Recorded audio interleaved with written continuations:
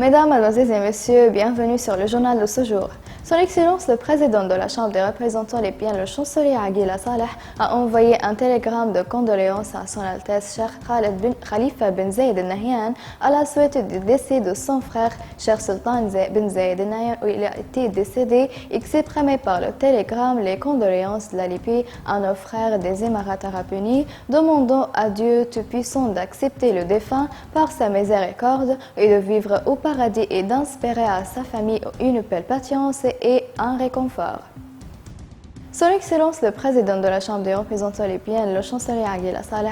accompagné du député Jaballah Shibani, une délégation de la municipalité de Sitra, comprenait un certain nombre de sages et de dignitaires de la municipalité. La réunion a porté sur les exigences de la municipalité de Sitra dans divers domaines, notamment ceux liés à la santé, à l'éducation, à l'entretien et au logement, là où Son Excellence a souligné qu'il transmettrait les demandes à la présence du gouvernement intérimaire, qu'il les transmettrait à son tour aux ministères, aux organes et aux institutions pour les mettre en œuvre.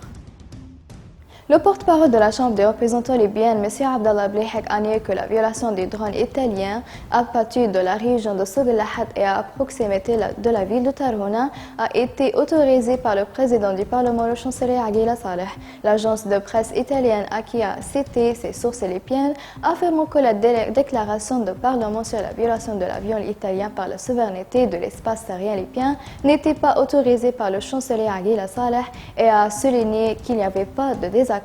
au sein du Conseil sur la dénonciation de la violation d'un avion étranger pour la souveraineté de l'espace aérien libyen et le survol d'une zone d'opération militaire des forces armées, ajoutant que cet incident nécessitait une clarification officielle de la raison pour laquelle l'existence de drones est la bénéficiaire de cet événement.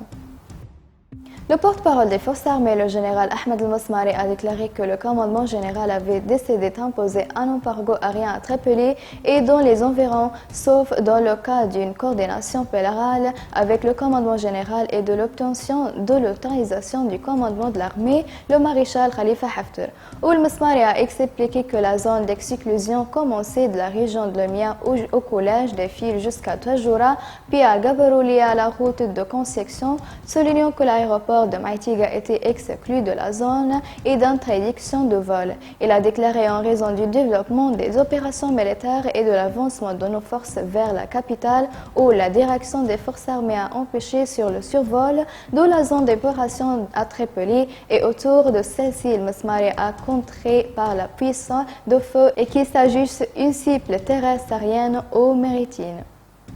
Mesdames et messieurs, merci pour votre attention et au revoir.